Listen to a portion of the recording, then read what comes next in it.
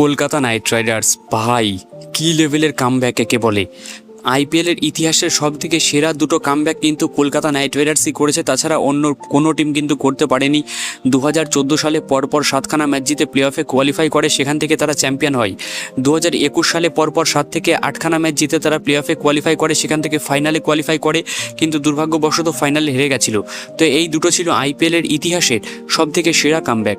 আর IPL 2026-এ Kolkata night Riders যেটা করছে এটাও কিন্তু সবথেকে সেরা কামব্যাকের লিস্টে 3 নম্বরে আসে। আর 3টে কামব্যাকই কিন্তু কলকাতা নাইট রাইডার্সের নামে। অর্থাৎ প্রথম 6টার মধ্যে একটা ম্যাচও জেতেনি। কে ভেবেছিল কলকাতা নাইট রাইডার্স এখান থেকে ঘুরে দাঁড়াবে? তারপর যে কামব্যাকটা করলো সেটা কিন্তু আইপিএলের অন্য কোনো টিমের দ্বারা সম্ভব না কলকাতা নাইট রাইডার্স ছাড়া।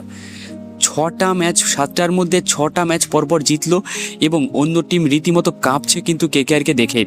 কেকেআরের সামনে আসলে তাবড় তাবড় টিম 150, 160 পর্যন্ত করতে পারে না। 200-র কথা তো ছেড়েই দাও, যেখানে বাকি সব টিমের এগেনস্টে তারা 200 করে, কিন্তু কেকেআরের এগেনস্টে 150, 60 পর্যন্ত তারা করতে পারছে না।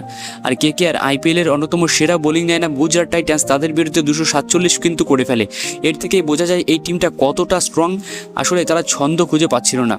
হার্ষিত রানা নেই, মাথিসা পাথিরানা নেই, মুস্তাফিজুর রহমান নেই, তারপরেও এই টিমটা যা পারফরমেন্স করছে সেটাতে অবশ্যই কিন্তু কেকেআরকে হ্যাটস অফ জানাতে হয়।